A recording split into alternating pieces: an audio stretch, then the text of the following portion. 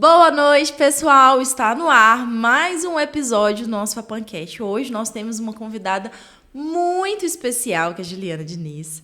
A Ju, que é... Ju, né, mais já próximos, né? Eu tive a experiência de estar com a Ju no meu estágio, foi um momento que eu aprendi muito, então eu vou chamar ela aqui de Ju, viu? A Ju, ela é fisioterapeuta, como eu disse, e ela tem, né, buscado muito estudos, aprofundamentos nos cuidados paliativos, esse tema que é de extrema importância. É uma temática que no decorrer aqui da nossa conversa a gente vai perceber que ainda não é tão falada. Muita gente ainda não sabe o que é cuidados paliativos, ainda escuta cuidados paliativos de uma forma muito longe, muito distinta do que de fato é, né? Então hoje a Ju ela vem para poder contar para a gente um pouquinho sobre os cuidados paliativos, para explicar para vocês que estão aqui nos assistindo o que se trata, né? Em quais contextos que ele é utilizado. E eu gostaria de desejar boas-vindas, Ju. Te agradecer por ter aceitado o convite de estar aqui. Eu tenho certeza que esse episódio vai ser um episódio muito rico, de muitas informações, né? Desmistificando mesmo os cuidados paliativos. No ano passado a gente até teve uma capacitação aqui na FAPAM, cuja temática foi essa, né? Desmistificando os cuidados paliativos, que vai falar muito desse cuidado humanizado, né, Ju? Então, boas-vindas, viu? O espaço é seu. A gente fica muito feliz de você ter recebido o convite de estar aqui conosco. Vou deixar a palavra com vocês, caso vocês quiserem se apresentar, fique à vontade, Ju. Tá, Joia, eu que agradeço o convite, estou muito grata de estar aqui com vocês. A gente precisa difundir, a gente precisa multiplicar a ideia dos cuidados, a abordagem dos cuidados paliativos de forma correta. Uhum. Né? Então, a minha intenção é estar aqui com você para conversar sobre isso e tornar isso cada vez mais comum entre as conversas quando tiver uma pessoa, um indivíduo com essa necessitando dessa abordagem de cuidados paliativos. Eu sou fisioterapeuta já desde 2003, que eu sou formada, e a minha formação, a minha especialização em cuidados paliativos aconteceu depois de quase 15 anos de formação, principalmente na área de urgência e emergência, quando eu senti que faltava ainda alguma abordagem, quando eu escutava muito do que não tinha muito mais o que fazer para o paciente, e aquilo me intrigava profundamente. Foi quando, aqui na FAPAM, coincidentemente, teve uma palestra do professor Alexandre, enfermeiro, que hoje é uma referência em cuidados paliativos nacional e internacional, e a seguir a gente teve uma mesma abordagem dessa uma palestra na Igreja de São Pedro, porque ele é primo do Padre Leonardo, que hoje está na igreja, na paróquia de Nossa Senhora da Conceição. E aí, eu já trabalhava no SAD, a gente trabalhava muito com pacientes em cuidados paliativos. Eu falei, está na hora de eu fazer essa formação, eu preciso, porque estava tudo muito diferente para mim e eu senti essa falta. 2 anos depois, ele abriu a formação na UFSJ em Divinópolis, e aí eu concorri e entrei, assim. E foi um divisor de águas, com certeza, na minha formação enquanto profissional, na abordagem de pacientes no SAD, onde eu trabalhei, né? Eu desvinculei ano passado, e esse ano eu levei para o SER, e essa formação, e nos pacientes domiciliares, particulares, na vivência de urgência e emergência, e aí eu fui modificando minha vida. Então, assim, a abordagem dos cuidados paliativos ela é imprescindível para a formação do profissional de saúde, né? E a gente vai conversar hoje ao longo disso. Infelizmente, essa formação ela ainda é muito precária, muito falha na formação do profissional de saúde, né? A partir de 2022, que isso se tornou obrigatório na Faculdade de Medicina, né? Como um decreto do Ministério da Saúde, mas a gente ainda nem tem isso em todas as faculdades, principalmente as particulares, que não tornam isso ainda na grade curricular obrigatória. E nos outros cursos, isso às vezes é pincelado. Isso teria que ser uma formação obrigatória de todos os cursos para ter uma fundamentação, né, dos pilares dos cuidados paliativos, para assim a gente formar profissionais melhores de abordagem. Ju, eu acho isso tão importante, porque assim, gente, quem está na ponta, às vezes ali acompanhando o paciente, principalmente o paciente que está em fase terminal, é muito doloroso você, às vezes, escutar um profissional virar para ele e falar assim, olha, não tem mais o que fazer, não. E aí? Né? E aí é onde junta, eu acredito eu, né? Que é justamente nesse momento que a gente vai pensar nessa abordagem do cuidados paliativos. Mas para quem ainda é cru, que não sabe o que é, vamos começar falando um pouquinho sobre isso, Ju? O que é o cuidado paliativo em si? Os cuidados paliativos são uma abordagem que é essencialmente multiprofissional para ela ser bem realizada. E aí, quando a gente fala de multiprofissional, né, a gente tem o termo multidisciplinar, é que seja entre profissionais da saúde com uma abordagem um pouco além de cada um fazer a sua. É o que a gente chama de abordagem transdisciplinar. É quando o profissional que conduz, ele vai lá, avalia, mas ele sai de cena e entra o psicólogo e sai de cena, e entra o fisioterapeuta e sai de cena, e entra o técnico de enfermagem e sai de cena, e os outros profissionais, cada um com sua especificidade, com seu saber diferente, e não tem uma hierarquia, né? Que é um equívoco também da área de saúde, que aí isso é muito bem colocado, e a gente vivencia isso muito bem quando a gente aborda o paciente, porque cada um tem sua importância, e dependendo do caso, vai ser o técnico de enfermagem que vai ser o mais importante, ou vai ser o psicólogo, ou vai ser o assistente social, e não o que está conduzindo aquele caso com a medicação, com prescrição. Então, isso é importante na abordagem multiprofissional do paciente em cuidado paliativo. Essa abordagem de cuidados paliativos é o paciente que está diante de uma condição ameaçadora de vida. E nesse cenário, atualmente, né, desde que entrou o frio, a gente viu algumas condições que a gente coloca o paciente em cuidados paliativos, e esse paciente pode sair dos cuidados paliativos. A gente teve o pico de bronquiolite nos recém-nascidos, né, nas crianças, e esse ano pegou muitos recém-nascidos. Então, assim, uma criança que tem dias de vida, ela tem uma exposição a um vírus que esse ano tinha uma mutação que era mais comprometedora da questão pulmonar, e esse bebê ele se torna tão vulnerável, tão sensível à insuficiência respiratória, que vai para a ventilação e tudo mais. Até ele sair dessa ameaça de vida, e se for entubado, e se demora a sair dessa intubação, ele está em cuidados paliativos. Essa abordagem mesmo inicial, porque ele está em uma condição ameaçadora de vida. E quais são os profissionais que vão estar diante desse cenário? Vários. Né?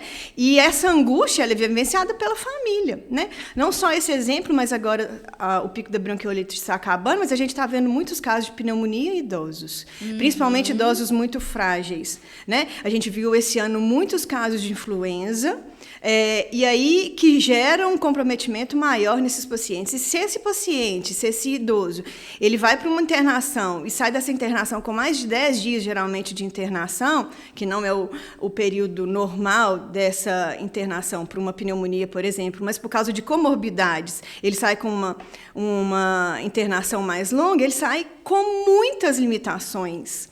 Né? E durante o período da internação, provavelmente ele teve ameaça dessa condição de vida, principalmente idosos, muito idosos, acima de 80 anos, e a gente vivencia isso sempre. Eu tenho vários pacientes particulares que estão vivenciando isso, e aí vai ser um momento que esses cuidados paliativos, se forem bem abordados, esse paciente sai com uma condição de equipe multiprofissional cuidando, que ele consegue retornar a uma qualidade de vida. Um dos objetivos dos cuidados paliativos, nessa abordagem dessa ameaça de vida, é manter a qualidade de vida desse indivíduo. E a gente sabe que proporcionando essa qualidade de vida, eu aumento a longevidade desse paciente com dignidade, com autonomia, com uma certa independência, que é o que a gente precisa, preservando o que a gente chama de biografia do indivíduo. Ele escreveu uma biografia de vida ao longo de vários anos, e provavelmente ao longo desses anos de vivência, com várias pessoas responsáveis, seja esposo, esposa, ou filhos, ou pessoas próximas, ele expressou preferências de estar no ambiente hospitalar ou não, de ser invadido ou não, porque a gente pensa assim, mas ninguém quer ser invadido. Não é bem assim. Tem gente que adora uma série, adora um filme, tem uma visão de que a hora que for uma internação, ele quer uma árvore de Natal do lado dele, né? Várias máquinas e tudo mais, a melhor assistência. Mas, às vezes, quem quer proporcionar isso é o responsável, ou não necessariamente o responsável principal. Por exemplo, se um senhor ou uma senhora vive com o esposo ou vive com o companheiro, esse sabe as preferências, ele é o responsável por escolhas. E não um filho que mora longe, talvez, que não tem tanto contato, né? Ou tem vários filhos e não são tão próximos, e aí, nesse momento, surge todos os filhos querendo dar opiniões. E, muitas das vezes, isso deixa o responsável acuado, né? Eu não vou declarar porque os filhos estão querendo isso ou aquilo. Não! E aí é uma responsabilidade dos cuidados paliativos também de trazer essa responsabilidade da pessoa mais próxima. Né? E não é de um cuidador, e não é de uma outra pessoa. Então, para isso, para a gente dignificar essa autonomia, essa independência e preservar o que essa pessoa, ao longo de uma vida, expressou, é importante escutar, ter essa escuta, porque às vezes nesses momentos de internação, de ameaça, né, ou de uma condição de sofrimento, que às vezes é começar o tratamento em casa, são as horas que vão começar as conversas, como você falou, no fim de vida, às vezes isso se torna mais expresso, né? As pessoas se expressam mais, mas os cuidados paliativos não são realizados só no paciente em processo terminal. Que eu falei besteira aqui, tá vendo, né? Como que o negócio, assim, é um mito mesmo, né? Porque, olha, eu já associava cuidados paliativos mais com o final de vida. Eu acredito que talvez muitas pessoas. E aí, quando você me diz assim, olha, que a pessoa pode sair de cuidados paliativos, opa, então, peraí, tem uma coisa aqui que é diferente, né? Então, pode ser que a pessoa esteja no momento em cuidados paliativos e ela sai dessa intenção. Por exemplo, as crianças com bronquiolite tiveram várias vivências de internações, às vezes, com esse risco e saíram dessa condição. Eu agora pego essas crianças na reabilitação no SER. Né, na fisioterapia respiratória do SER, que às vezes que elas precisam dessa reabilitação para manter esse pulmão melhor, até elas terem uma condição ótima de vida e normal. E o pulmão está crescendo, e essa criança vai crescer e se desenvolver. Saiu dos cuidados paliativos. No Covid, na época do Covid, a gente vivenciou isso muito. Quantas pessoas a gente vivenciou?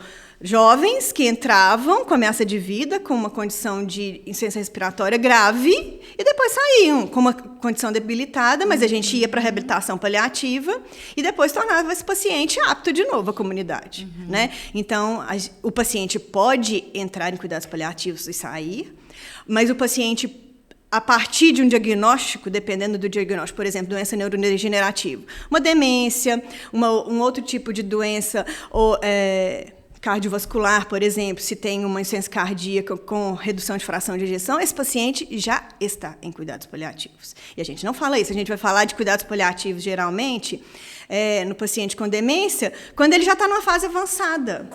E o quanto que eu trabalhei, por exemplo, reabilitação paliativa nesse paciente, né? Eu que sou da área da reabilitação. Aí, às vezes, nesse momento, joga para físio, né? Então, agora ele tem que fazer físio. Uai, mas, às vezes, o time de reabilitação já era. Aí está na hora de eu, enquanto profissional, situar esse outro que me jogou essa bola errada. Agora, meu querido, não dá mais para a gente fazer reabilitação paliativa. Isso é a importância desse trabalho em equipe mesmo, né? Porque, às vezes, por exemplo, vou me situar enquanto psicóloga. Eu não tenho domínio sobre a área da fisioterapia. E, às vezes, a informação, né? Um profissional, de fato, trocando essas informações, eu vou conseguir pensar no melhor bem-estar daquele paciente, né? Isso mesmo. Às vezes, por exemplo, olha, clinicamente falando, ele precisa dessa intervenção, mas psicologicamente, às vezes, ele precisa de algo mais leve. Talvez é algo que aquele paciente não deseje para aquele momento. E aí, você falando assim sobre essa questão de familiares, eu acho isso tão interessante porque, de fato, às vezes, o adoecimento em si, ele traz, às vezes uma família que não é nem um pouco próxima, começa a aparecer gente querendo dar palpite, né? No sentido assim, olha, vai ser assim, o tratamento, tem que tentar.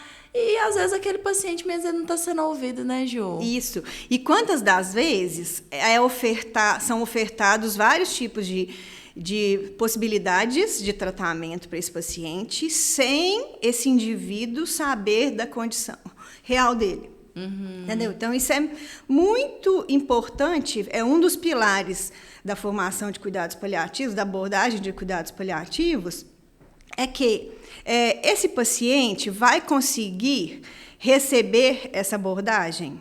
Ele tem condições clínicas, físicas, emocionais, social, espiritual, para receber essas abordagens, que são as abordagens do sofrimento que a gente fala, né? Da dor. Tem os pilares que é trabalhado nos cuidados paliativos? Sim, os pilares dos cuidados paliativos são 3, principalmente. É controle impecável de sintoma físico, e aí a gente está em 2025, e no Brasil a gente tem uma disponibilidade de medicação para controle de sintomas de dor física, e aí a gente pensa na dor física principalmente do câncer, mas tem vários outros tipos de dores, mas a gente tem uma escala analgésica importante, não só na rede pública, mas na rede privada. E a gente precisa de segurança do profissional que conduz, que assina, que prescreve, disso. E é o que a gente menos visualiza isso em internações, porque por falta de conhecimento, por falta de segurança, então vamos estudar, né? Porque se você tem o conhecimento, você tem a habilidade de fazer continuamente, você vira uma excelência. Mas a gente não está visualizando isso muito, sabe? E isso é uma das situações que mais angustia o profissional que não é da condução. Provavelmente o psicólogo, o físio. Quantas das vezes eu tive que ir atrás do profissional da condução falar assim, aqui, não é medicação de dor se necessário, eu preciso que você fixe essa medicação de dor ou que você ajuste essa medicação, porque a gente tem várias medicações sem teto de cobertura. Então, por que ficou em horários fixos? Esse paciente, para eu chegar no profissional para falar isso, eu cheguei para atender o paciente numa abordagem de fisioterapia e a paciente, com muita dor, falou assim, pelo amor de Deus, eu quero morrer, porque eu não aguento mais dor. E aí, onde está doendo tudo, e aí eu vou lá na prescrição e vejo que a medicação está de horário, e eu pergunto se fez, não está no horário, não. E o profissional que faz nem teve a sensibilidade de ir lá e falar aqui, vamos ajustar. Mas isso é de uma escola de formação. A gente não dá para culpar, porque eu fui de uma formação também que eu não tive cuidados paliativos. Então, assim, mas a gente precisa estudar isso cada vez mais, porque se a gente não estuda, a gente não vai saber. Sim. A gente não vai ter formação, propriedade para falar. Né? Então, esse é um dos pilares do controle impecável, e aí de dor, mas também de falta de ar, da dispneia, de náuseas, vômitos, porque tem várias medicações para controle. Aí, por exemplo, você, enquanto psicólogo, vai lá abordar um paciente, está fazendo vômito, nauseando. Como é que você vai abordar a dor física desse indivíduo, ou a dor emocional desse indivíduo, se a dor física não está controlada? Antes disso, eu preciso controlar a dor física para trabalhar a dor emocional. Sim. Né? Às vezes você vai chegar para abordar esse paciente e ele está preocupado com a dor social dele, da preocupação de que não tem o que comer em casa, ou que não tem com quem deixar um filho. Então, assim, são vários aspectos que a gente precisa manejar esses sintomas de uma forma adequada. Além disso, o prognóstico, ele ser conversado de forma honesta, e isso entra muito em todos os pilares, eu acho que da área de saúde e do norteamento da gente enquanto relações entre pessoas, que é comunicação. Né? Eu preciso tornar comum essa informação para o indivíduo que está tendo esse sofrimento, para o paciente e para os seus responsáveis, né? E isso eu posso fazer de forma verbal ou não verbal, eu posso partilhar, eu não preciso chegar lá e julgar um tanto de informação, mas eu posso tornar comum esse conceito de cuidados paliativos, conversando, associando, dando exemplos, enfim, com várias estratégias, tendo uma conversa honesta, real, né? Clara, clara com esse paciente, respeitando o que ele quer que se fale, né? Eu não preciso julgar tudo. Se for necessário o toque, se ele permitir o toque, sim. Se não, a gente recua. E essa abordagem ela é essencial da comunicação com o prognóstico e o controle de sintoma, é o que norteia os cuidados paliativos. Não, tão bacana de você falar isso, Ju, porque assim, na prática eu acho que é tão diferente que a gente fica pensando, né, como que seria diferente? É dignidade mesmo, né, Ju? Assim, quando você, por exemplo, fala sobre a questão do diagnóstico, quantas e quantas vezes a gente às vezes vê um paciente, principalmente de um diagnóstico mais sério, como um câncer, por exemplo, uma doença rara, algo nesse sentido, esconder isso do paciente. Numa expectativa de que, se for falado, vai reduzir, vai diminuir o tempo de vida desse indivíduo. Não tem nada que prove isso.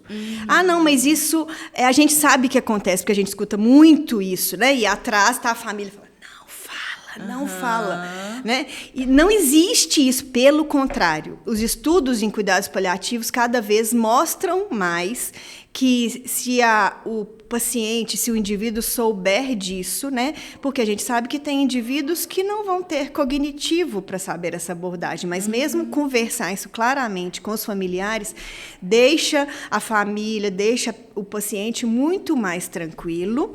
E essa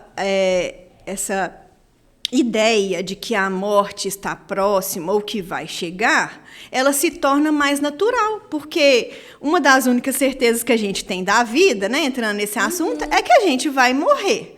Hoje se festeja tanto o nascimento, cada vez mais, que hoje a gente faz chá revelação e tudo mais, e chá de fraldas e tudo mais, mas o morrer é fúnebre. E para nós, então, mineiros, isso é mais fúnebre de falar, né? A gente tem um preconceito de que, se a gente fala sobre a morte, isso atrai a morte, né? Sim. É do senso comum, isso não vai acontecer. E se um indivíduo está em processo ativo de morte ou está em terminalidade, que seriam mais ou menos os 6 meses finais de vida, a gente sabe que existem escalas que vão estimar se esse indivíduo tem meses a semanas de vida, ou semanas a dias, ou dias a horas. Mas que o indivíduo não tem, o profissional que conduz, ele não tem uma bola mágica que ele vai falar assim, eu não sei como é que ele está vivo até hoje. Essa semana passada eu escutei isso da acompanhante de uma responsável por um paciente meu, um usuário nosso do C. E aí, isso é tão triste da gente escutar, ainda mais quando a gente conhece sobre essa abordagem, que lastimável esse tipo de comunicação de um profissional que estudou tantos anos para conduzir desta forma, né? Então, isso deixa a gente entristecido e vendo que o básico não está sendo comunicado, né? Então, assim, é importante essa comunicação para dar um feedback adequado para a família e ele ter esse cuidado, principalmente no final de vida. Né? Eu acho isso muito importante, Ju, porque, assim, como você diz, às vezes a pessoa teve uma trajetória tão bonita de vida, a pessoa sempre foi investida com a família, enfim, né, nas diversas áreas, e aí chega numa fase assim tão delicada para ela ser tratada a partir do desejo do outro, do desejo da família. Olha, vou esconder algo, é da pessoa, gente, é o mínimo, é digno dela saber o que está se passando por ali, o que aquele profissional às vezes está indo todo o dia ali, qual que é o sentido, qual que é a condução do tratamento. Olha, eu estou te medicando com esse e esse medicamento por esse e esse motivo, né? É uma questão assim tão simples de ser entendida, mas o tanto que às vezes isso é esquecido, né? Ah, tudo bem, a pessoa às vezes não vai ter um conhecimento a nível profissional de um médico, de um fisioterapeuta ou de um enfermeiro para entender da medicação afim, não se trata disso, né? Mas assim, dentro da realidade daquela pessoa, com o vocabulário que aquela pessoa entenda. Isso aí. Olha, isso aqui que é importante. Né? E quem cuida, né? A gente sabe disso desde os pequenos, os bebês, até os idosos, ou quem está passando por uma condição dessa, que às vezes está numa meia-idade. quem está no dia a dia do cuidado sabe se essa medicação está fazendo bem ou não, né? Se eu posso, se for uma proposta de retirar medicações que a gente chama de fúteis, se esse paciente está numa terminalidade, tem medicações que não justificam continuar a ser usadas. E aí está na hora da mão do que prescreve, desprescrever, né? Da mão do que colocou, retirar. E isso é muito tabu também, isso é muito pavoroso para os profissionais de saúde, porque se você prescreve, você pode desprescrever se aquilo ali se torna fútil a partir de uma condição que não justifica mais o uso, né? Se você colocou um dispositivo e agora não justifica mais ter, você retira isso. E a medicina defensiva, ela vem muito para trazer essa proteção para o profissional a todo custo. É melhor eu fazer tudo o que está no meu arsenal, mesmo que não vai fazer efeito nenhum, do que eu não fazer. E isso a gente chama de obstinação terapêutica, no senso da área científica, e para muitas pessoas do senso comum, isso vai soar como tortura. Sim. E isso é muito lógico. E aí eu trago uma reflexão sobre a questão de, né, os cuidados paliativos vão humanizar a abordagem do indivíduo. Gente, mas nós estamos tratando de gente. Sim. Né? E eu gosto sempre de destacar isso, e a Ana Cláudia Quintana fala isso aí, isso muito plenamente. A gente não está lidando com outro tipo de ser vivo, a não ser ser humano. Então, a gente devia praticar a humanização nos cuidados desde sempre, só que ficou tão automatizado que a gente precisou começar a desautomatizar e humanizar as relações, humanizar o cuidado, porque os cuidados paliativos nada mais são do que eu prestar um cuidado com muita qualidade, né? Esse termo paliativo vem de pallium, vem do manto que, né, no último feriado, né, de Corpus Christi, protegeu o Santíssimo Sacramento. Aquele manto que anda junto com o Santíssimo é chamado de pallium, de proteção. Isso vem das cruzadas, da época que os medievais usavam nas cruzadas esse pallium para se proteger. E não tem nada a ver com paliativo, que é uma gambiarra, que é só uma modificação para melhorar. Não é isso, né? E cuidados, por quê? A gente da área de saúde, a gente se forma para prestar cuidados. Você na sua área, eu na minha área da reabilitação daquele indivíduo, né?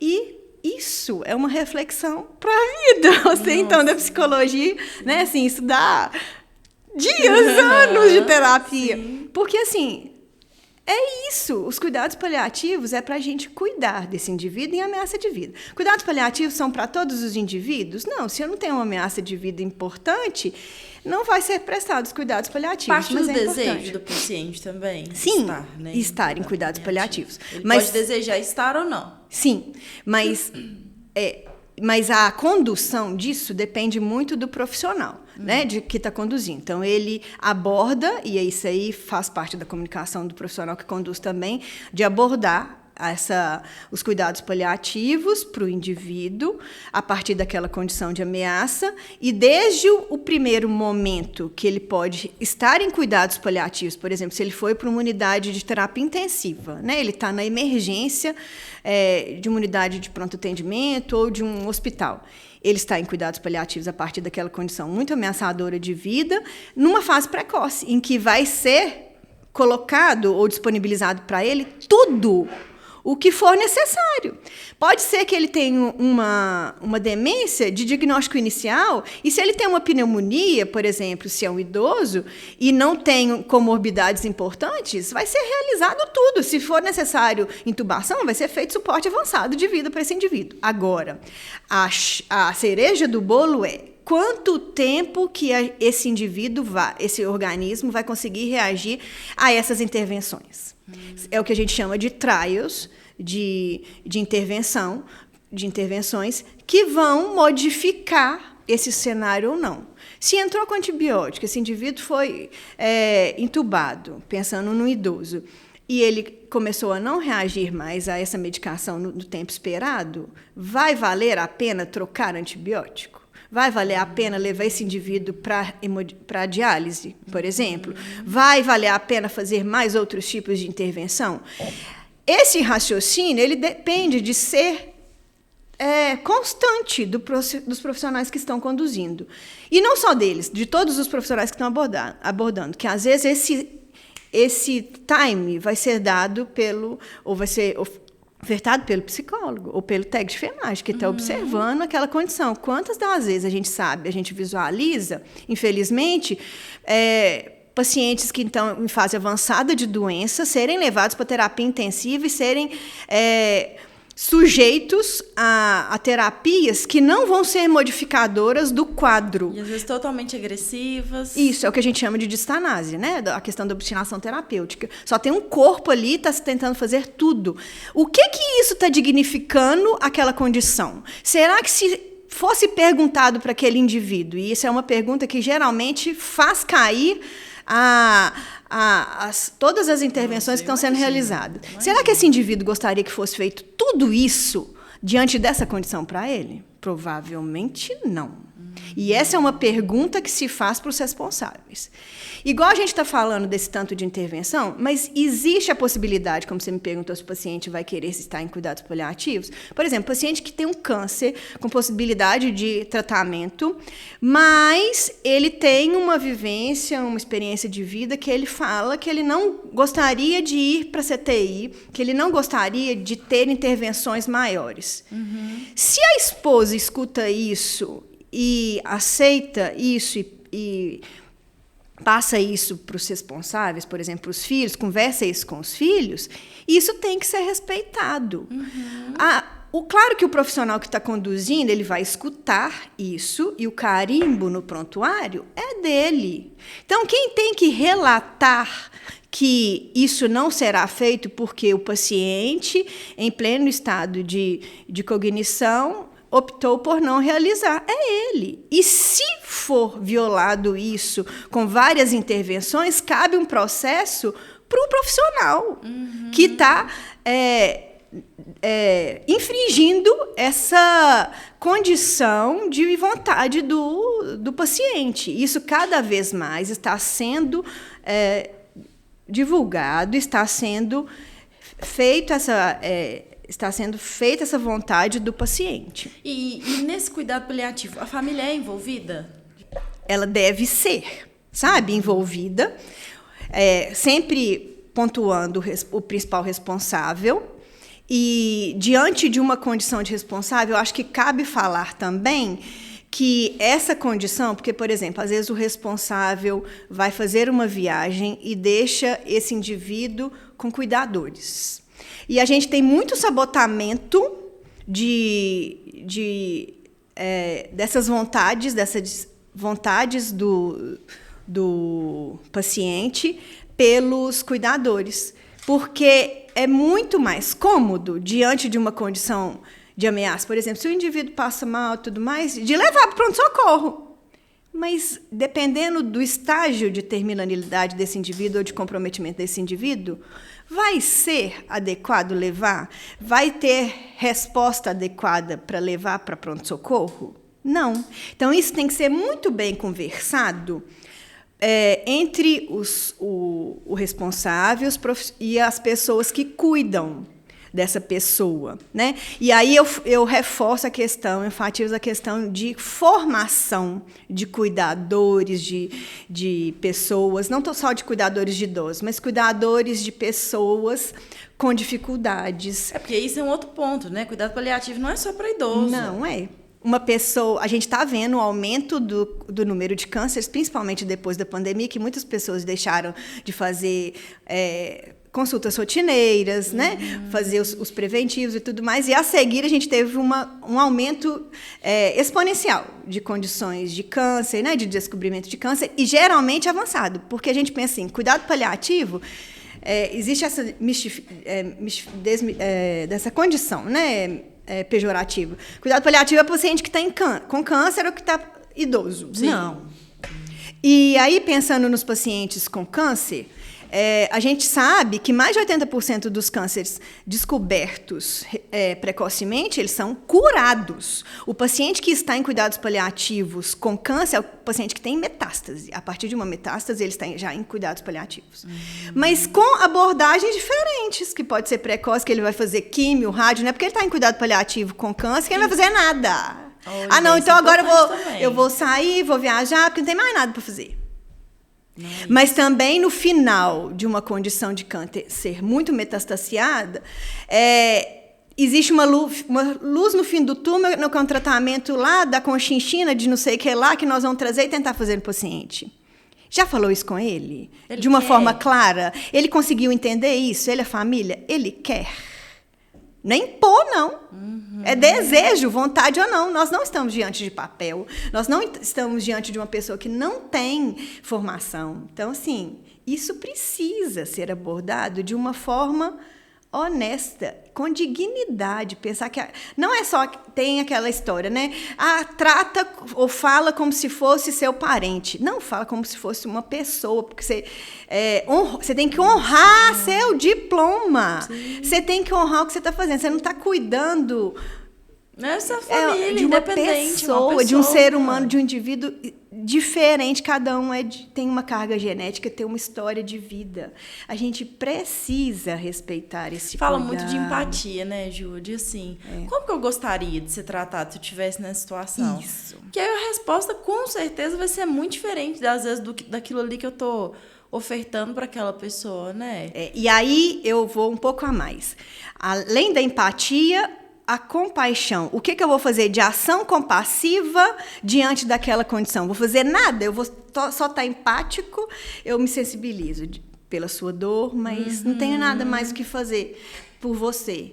Enquanto você estiver respirando, tem o que fazer. Você pode fazer controle de dor de várias formas, né? Da abordagem da dor física, da dor emocional, da dor social, que é uma dor que mexe muito com o paciente em condições paliativas, porque ele vai perder a figura social que ele tem, às vezes em algum momento, ou às vezes dali para frente. Tem a questão da dor espiritual, né? Da questão... Esse é um pilar importante também. Isso, né? Porque vão ter várias barganhas, vão ter a condição... Isso vai interferir na dor emocional diretamente, na dor física. Então, assim, esses 4 pilares da dor... do sofrimento do indivíduo em condições paliativas, eles precisam ser abordados, e cada um com seus aspectos importantes. E para cada um tem um profissional adequado. Por isso que a gente fala da questão do multiprofissional. Não dá só para... Eu já fiz cuidado paliativo sozinha, eu já fui atender uma paciente domiciliar particular, e a hora que eu cheguei, a paciente estava em processo ativo de morte, morrendo. E eu peguei ela numa condição, quando eu comecei a atender 1 mês antes, ela era uma paciente em cuidado paliativo predominante.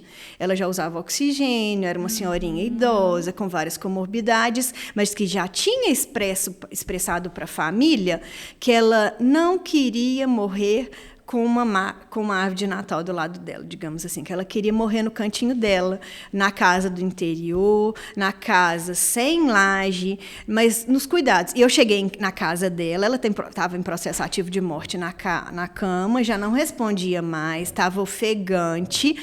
E no dia foi uma surpresa, porque eu tinha levado meus 2 meninos, eles estavam de férias. Eu falei, vocês vão conhecer essa senhorinha. E quando eu conheci essa senhorinha, eu fui andar um dia com ela, que faz parte da reabilitação paliativa, eu falei, vamos cantar um pouquinho? Eu ia cantar Marcha Soldado, que eu andava com meus pacientes, assim. E ela começou, samba, Lelê tá doente. Assim, eu não consigo esquecer essa paciente. E ela cantava tão bonitinho, baixinha, gordinha, com complexão física pequenininha, ela foi comigo e voltou. E aí, quando eu fui abordar que essa paciente estava em processo ativo de morte, e a filha veio com muito cuidado, falou, Juliana, a gente precisa ver o que vai fazer. E eu vi a paciente nesses cuidados, eu tive que abordar a filha, né? E aí estava eu tive que tirar meus filhos da cena. Eu tive, um dia antes, o médico da unidade básica da cidade pequena tinha ido, falado que essa paciente precisava de um suporte invasivo, mas naquele momento aquela paciente não conseguiria ser retirada daquela casa sem um suporte invasivo. Precisaria entubar e tudo mais. E a filha já não queria, porque ela sabia do desejo da mãe. E aí eu tive que voltar com a filha na unidade básica para conversar com o médico sobre o que eu tinha visualizado e o que a gente faria para aliviar o sofrimento da angústia, se aquela paciente não estava em angústia naquele momento, mas se ela tivesse uma angústia da respiração, do processo respiratório, que é uma das últimas falhas do processo ativo de morte, né? Quando a respiração começa a falhar. E isso é angustiante, na maioria das vezes, para os familiares que estão próximos de acompanhar. Imagina. Então, a gente tem medicação para aliviar isso, para que aquilo, para as pessoas que estão próximas, não se torne um trauma, né? Então, eu fui, conversei com ele, falei, se você tiver dúvidas, conversa com o médico nosso de referência, passei o contato, conversou, e essa paciente morreu em casa. Da forma como ela desejou. Como ela desejou. E aí, soa, às vezes, eu falar isso de uma forma muito natural. Mas quando a gente fala de morte, a gente reflete sobre a morte, a gente que trabalha na urgência e na emergência, a gente lida com isso todo dia. A gente vê a morte, a gente evolui a morte, a gente escreve sobre a morte, a gente reflete sobre aquela morte, sobre o que poderia ser feito diferente, ou o que a gente poderia modificar, até para a dignificação daquilo. Sim. E isso faz se naturalizar, e isso é normal, porque o fim da vida é morte, o início é nascimento, mas entre esse nascimento e a morte, a gente tem uma vida que é escrita. Então, por que não dignificar essa morte, né? O grande problema que a gente conversou sobre mineiro é que a gente tem esse terror de falar de morte e a gente deveria usar momentos tão agradáveis que a gente tem para conversar, para começar a conversar, às vezes, sobre isso. O café do fim de semana na casa de mãe, na casa de vó, ou o almoço, a macarronada do domingo com frango. Mas a gente tem um temor disso. Ah, mas isso é muito fúnebre. Eu já escutei isso. Porque atrai, porque chama. Isso, eu já escutei isso dentro da minha casa. Mas assim, o que eu vou expressar de vontade que eu quero que me dignifique, né? Porque senão, não. Quantas vezes a gente escuta também? Não, deixa eles resolverem o que eles querem. Realmente você gostaria disso? Então tá. Mas se eu tenho essa condição de opção, o que eu gostaria? Porque se a gente pensa numa doença neurodegenerativa, numa demência, que seja vascular, um Alzheimer, de Parkinson, o que for, ele vai dar tempo de quando ele já tiver com uma condição avançada de expressar isso? Não. Quem escutou algumas condições ao longo da vida vai dignificar isso? Isso é importante para não ter tanto o luto pós-óbito complicado. Ou ter teatros, né, catastróficos no funeral. Outro ponto delicado. Né? Mas eu tinha que ter feito mais, mas eu fiz tudo que a medicina oferecia para aquele indivíduo.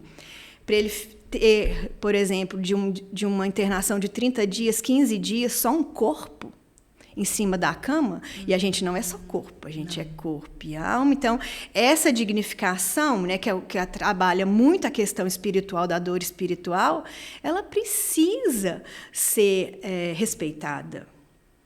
Né? E daí a importância da gente conversar, a gente falar de cuidados paliativos em condições ameaçadoras.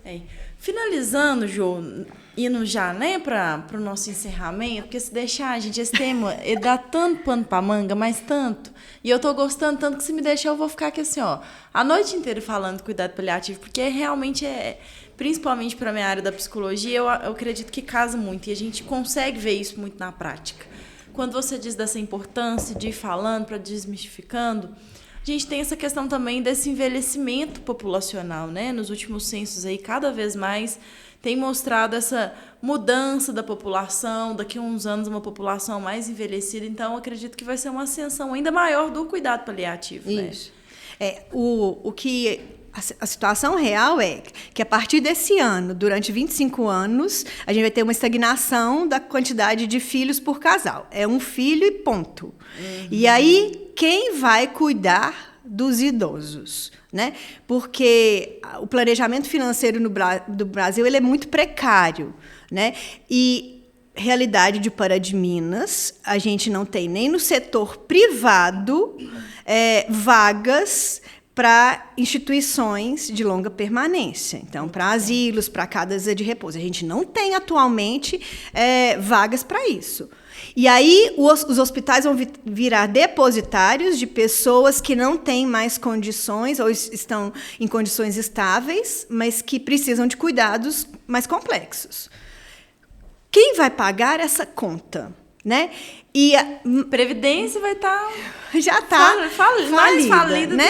Que e tudo, isso não né? paga, porque se a gente for pensar num salário mínimo, a condição de cuidado para uma pessoa em condição de cuidados paliativos é, no mínimo, hoje, de 2.500.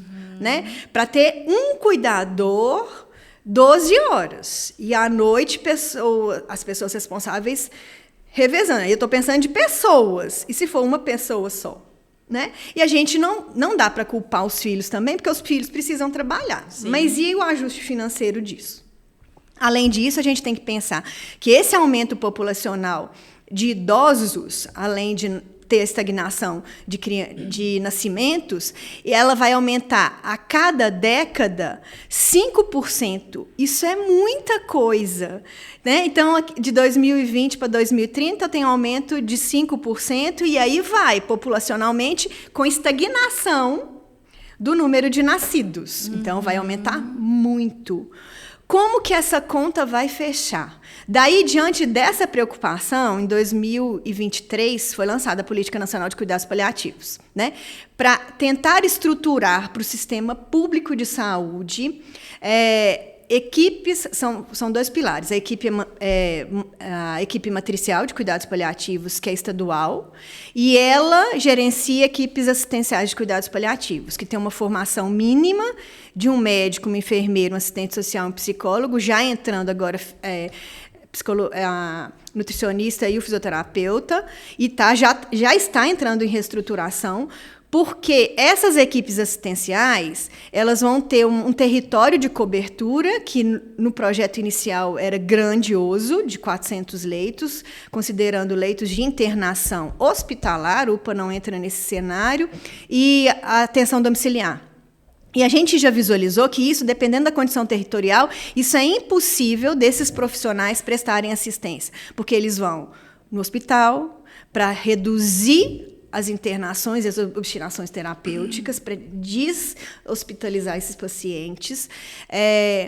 Nas entidades de urgência e emergência, porque a gente sabe que tem muitas obstinações terapêuticas feitas por quem presta urgência e emergência, nas unidades básicas de saúde. Então, é um território grandioso que a equipe assistencial vai trabalhar, além da reabilitação paliativa e tudo mais. Então, o Ministério da Saúde já está preocupado com isso, está cada vez mais expandindo isso. E não só numa comunidade social típica, mas nas comunidades compassivas também. A gente sabe que a terceira maior população do Brasil é de favelas, de comunidades compassivas. Depois de São Paulo e Rio, vão ser elas, né? Que tem um número subestimado, e a gente sabe, por exemplo, que o último censo falava, de 2022, fala de mais de 220 mil pessoas na Rocinha, de 200 mil habitantes na Rocinha, com unidade básica de saúde. Quem diz que isso dá conta de quê? Então, por isso que agora está entrando a questão de especialização de profissionais, de aumento de unidades para esses sofrimentos sociais, porque senão a gente vai ter depositários em vários hospitais, e aí não vai ter rotatividade de leito. Enquanto isso é grave, gente. Gravíssimo. Então, assim, isso precisa ser pensado constantemente. E essa abordagem é nesses pontos. A gente precisa ter uma equipe de fora para ir lá no hospital e falar assim, está fazendo errado, precisa mudar isso, isso, isso. Porque quem coloca o dedo na ferida de fora consegue uma visão diferente de quem está lá dentro todo dia. Só a hora que você sai que você vê. Né? Eu vivenciei isso na urgência, na emergência, a hora que você sai, você fala, meu Deus, é muito... Tem muita coisa errada que precisa ser modificada, né? A gente sabe que é difícil fazer, mas é serviço de formiguinha, a gente tem que fazer, senão a gente vai entrar em colapso. Né? Então, isso precisa acontecer. E outra coisa que você disse que é muito importante, né? Assim, esse processo de formação de extrema importância, principalmente aí para a área da saúde, E essa divulgação mesmo para a população, né? Porque eu não estou vendo muito movimento, assim, em questão de políticas públicas, uma coisa ou outra, né? Igual a gente teve aqui a Marisa, que é assistente social, né? Que trabalha na cidade de Ozanam, tivemos também as meninas da cidade de Ozanam falando. Então, assim, você ainda está escutando um murmurinho bem baixinho, né? As pessoas não estão se atentando quanto a isso. E o quanto que isso vai impactar a gente, né? Talvez, quem sabe, daqui a alguns anos a gente recorra a esse vídeo e fale assim, ó, eu avisei. Nós estávamos lá debatendo sobre isso, né? É algo muito alfinetando importante. isso, né? Sim. É importante a gente falar. A gente já fez essas capacitações na cidade de Ozanam, igual aqui a gente fez. Esse ano a gente fez uma formação no C.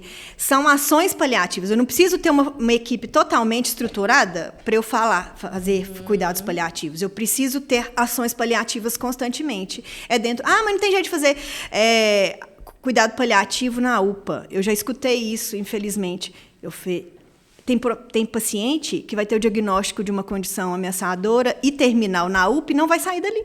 E é ali que eu preciso começar a fazer. Eu preciso começar a fazer ali na porta e, às vezes, depois referenciar para o UBS. Então, assim, todo lugar cabe cuidados paliativos. A gente precisa abrir essa abordagem, né? Abrir essa intenção de fazer cuidados paliativos. São as sementinhas. E nessa política nacional, o Ministério da Saúde está ofertando, eu vi essa semana, a Associação Nacional de Cuidados Paliativos, né? Que é uma entidade, ela lançou o curso básico de formação em cuidados paliativos para técnicos de enfermagem e auxiliares de enfermagem. Então, isso está divulgado. A pessoa tem que ir para fazer. A gente tem essa formação, por exemplo, uma equipe da Política Nacional de Cuidados Paliativos assistencial que se credenciar, ela vai ser habilitada e esses profissionais têm 3 anos para fazer a formação gratuita na UNASUS. Tem curso de 120 horas em cuidados paliativos gratuito no UNASUS. Na verdade, o pessoal, Tainara, precisa procurar. Não é ficar só nas redes sociais olhando coisas instantâneas, que é o que a rede social está fazendo isso. O instantâneo ele é muito mais fácil. Mas como é uma informação nova, são conhecimentos novos, eles precisam ser divulgados. A minha formação foi multiprofissional, né? Tinham vários colegas de várias áreas, não foi só para físio, e constantemente a gente tem abordagens novas, né? Eu faço parte do corpo de aulas de cada nova turma de cuidados paliativos, e cada vez que a gente escuta, que a gente tem uma troca de saberes, a gente vê o tanto que a gente está pequenininho. E aí, quanto mais a gente estuda, a gente vê o tanto que a gente é nada. Né? Diferente de quem tem muito tempo de formado e não vai buscando. Então, por isso que a importância do buscar. Hoje a gente tem muito mais ferramentas para isso. Mas a qualidade dessas ferramentas também são importantes da gente buscar. Né? Porque, por exemplo, uma formação de 120 horas do UNASUS gratuita, né? Tá faltando boa vontade de sentar a bunda na cadeira, desculpa o palavreado, mas estudar. Se é uma área que não tem conhecimento, é ler, é conhecer, para a gente se tornar referência. Senão, não tem jeito. Só um cursinho, ou só ler um livro da Ana Cláudia, não vai dessa formação. Claro que o livro dela, A Morte é um Dia que Vale a Pena Viver, a gente vai ter uma noção importante de cuidados paliativos. Mas não é só isso. E, assim, ela, na potencialidade que ela é, na referência que ela é mundial de cuidados paliativos, ela é de uma pequenez que a gente fala, não, se ela é desse tamanho, eu sou um grão de areia, sabe? Sim. Então, assim, é buscar. E ela fala disso, dessa formação, e vários outros colegas dessa área, que isso vem da inquietação não, tem mais um tiquinho para fazer. Não, eu estou escutando uma coisa, mas eu preciso, espera aí, vamos trazer isso com a comunicação adequada e criteriosa, e devagar, e sincera, e delicada, porque eu estou lidando com gente. Que bacana, Ju, muito bonito te escutar dizer isso, porque acho que me remete muito a esse compromisso que a gente faz enquanto profissional, sabe? Principalmente para nós, enquanto profissionais da área da saúde, né? É um compromisso mesmo que a gente está fazendo com a vida, né? Com a minha, com a do outro, com aquele familiar, com aquela pessoa que está depositando essa confiança. Ju, chegamos ao fim do nosso episódio, infelizmente, porque eu acho assim, você vai ter que voltar aqui outras vezes, viu? Porque tá... A gente precisa ter noção, acho que a gente deu uma pinceladinha do que é o cuidado paliativo, né? Então, Ju, você gostaria de finalizar dizendo algo? Tem algum outro ponto que você ainda não falou, que você gostaria de estar compartilhando? No geral, foi isso. Eu acho que a gente busca cada vez mais essa abordagem dos cuidados paliativos. Todo cenário, reforço, é cenário para abordagem de cuidados paliativos dentro da condição do indivíduo, se estiver diante de uma condição ameaçadora, sempre com muita delicadeza, sempre com muita sinceridade, buscando gostaria de enfatizar o seguinte: tem paciente, igual a gente falou, que a gente vai conversando à medida que ele vai dando essa abordagem. Tem paciente, tem pessoas que às vezes você vai abordar e vai falar assim: eu não quero saber de nada. Conversa com a minha esposa, que ela que vai resolver. E tá tudo bem. E vira e mexe nos cuidados paliativos, às vezes isso fica pedante, fica prolixo de várias vezes falar, mas às vezes a gente acaba de sair da casa, conversou tudo, deixou claro todas as abordagens, ou de um quarto, e a hora que vem de novo, vem com parece que passou uma tempestade, com várias abordagens, parece que a gente não falou nada daquilo. Não, mas eu vou ter que falar tudo de novo. Vai ter que falar. Sim. Porque fica caótico, é um assunto, é uma condição de ameaça de vida que traz várias dores, vários sofrimentos em vários momentos. E se a nossa voz é a voz que acalenta, ou o nosso toque é o toque que acalenta, porque na maioria das vezes eu estou lidando com um território sagrado, do outro território, sim, não é meu, né? O quanto que eu respeito aquilo e o quanto que eu vou ter a paciência, a sabedoria, a tranquilidade para abordar aquele indivíduo na angústia dele naquele momento. E isso a gente vivencia muito. Eu hoje vivencio isso na reabilitação, às vezes o paciente, né, na maioria das vezes o paciente paliativo, que eu conversei ao longo de uma sessão, vários aspectos, ele vem numa outra sessão com as mesmas queixas, mas de uma forma diferente. Provavelmente a minha comunicação não foi eficaz naquele momento com aquilo que eu falei. E eu tento de uma outra forma. Às vezes eu não vou conseguir atingir o que ele precisa escutar. E às vezes eu vou precisar chamar, por exemplo, a psicóloga para me ajudar. Ou eu vou precisar chamar a assistente social para me ajudar. Ou eu vou precisar chamar o médico para me ajudar. Então, assim, isso é a transdisciplinaridade nos cuidados paliativos. É a equipe multiprofissional conversando para que a gente oferte para esse paciente o melhor, né? Diante daquilo que a gente pode ofertar, até enquanto o último suspiro. Que bacana, Ju. Pessoal, chegamos então ao fim desse nosso episódio. Gostaria de agradecer novamente, Ju, por você ter aceitado o convite. Foi, assim, uma verdadeira aula. Eu tenho certeza que o conteúdo que nós conseguimos capturar aqui vai ajudar demais outras pessoas, né? Principalmente a difundir mesmo os cuidados paliativos. Ju, muito obrigada de coração. As portas estão abertas. Volte quando você quiser, trazendo outros temas, né? Talvez aprofundando num dos pilares específicos. Pessoal, encerramos agora nossa gravação desse último episódio. Fico por aqui. Até mais.